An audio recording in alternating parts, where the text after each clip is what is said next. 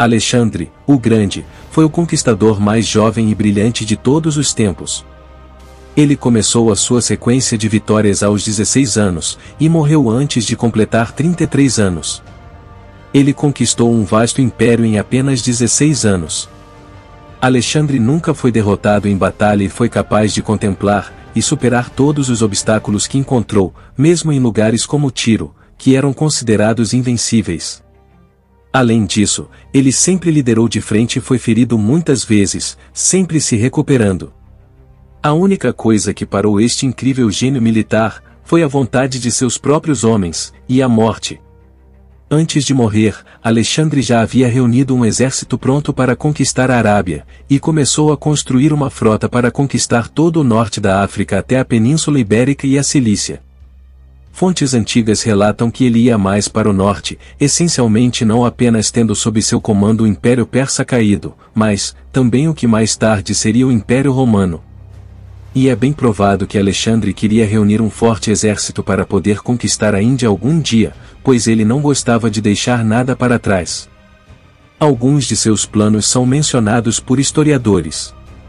Em suma, ele faria campanha para o sul e o oeste, e tentaria misturar as populações de seu império.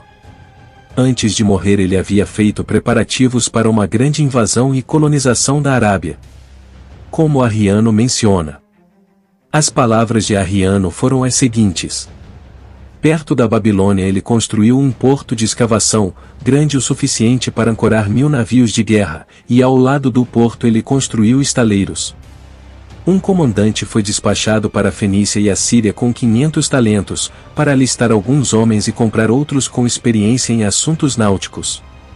Alexandre planejou colonizar o litoral próximo ao Golfo Pérsico, bem como as ilhas daquele mar, pois ele pensava que esta terra não se tornaria menos próspera do que a Fenícia. Ele fez estes preparativos da frota para atacar o corpo principal dos árabes, sob o pretexto de que eles eram os únicos bárbaros dessa região que não lhe tinham enviado uma embaixada ou feito qualquer outra coisa que se adequasse à sua posição e o respeitasse.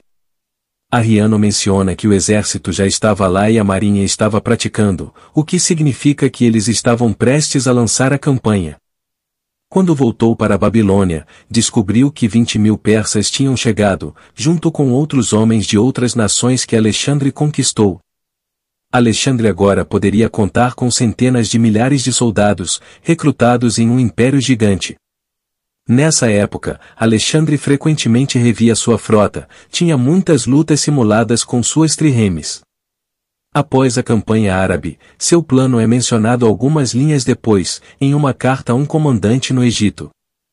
Se eu encontrar, dizia a carta, os templos e capelas do herói Festo no Egito, bem acabados, não vão apenas perdoar a você todos os crimes que possa ter cometido no passado, mas no futuro você não sofrerá nada desagradável. Bom, e para onde Alexandre iria depois do Egito? Deodoro descreve como Crátero estava construindo uma enorme frota no Levante por ordem de Alexandre, para suas operações no Mediterrâneo, e continua descrevendo seus outros planos. Construir 1000 navios de guerra maiores do que os triremes na Fenícia, Síria, Cilícia e Chipre, para a campanha contra os cartagineses, e os outros povos que vivem ao longo da costa da Líbia e da Ibéria, e a região costeira adiante tanto quanto a Cilícia. Ordenou também a construção de uma estrada ao longo da costa da Líbia até os Pilares de Hércules, e conforme as necessidades de tão grande expedição, construir pontos e estaleiros em locais adequados. Elixir 6 templos mais caros, cada um custando 1.500 talentos, e finalmente estabelecer cidades e transportar populações da Ásia para a Europa, e na direção oposta da Europa para a Ásia, a fim de trazer os continentes maiores para a unidade comum, em um parentesco amigável por meio de casamentos e laços familiares. Os templos mencionados acima devem ser construídos em Delos, Delfos e Dodona, e da Macedônia um templo para Zeus em Dium, e também para Artemisa e Atenas em outras cidades.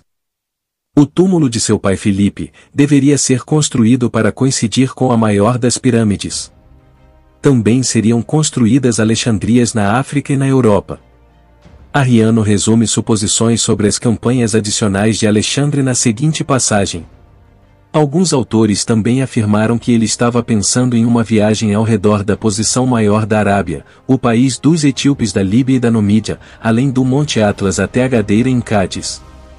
Para dentro do nosso mar, que era o Mediterrâneo, pensando que depois de subjugar a Líbia e Cartago, ele poderia com justiça ser chamado de rei de toda a Ásia, pois ele disse que os reis dos persas e medos se autodenominavam grandes reis, sem qualquer direito, visto que eles não governavam a maior parte da Ásia.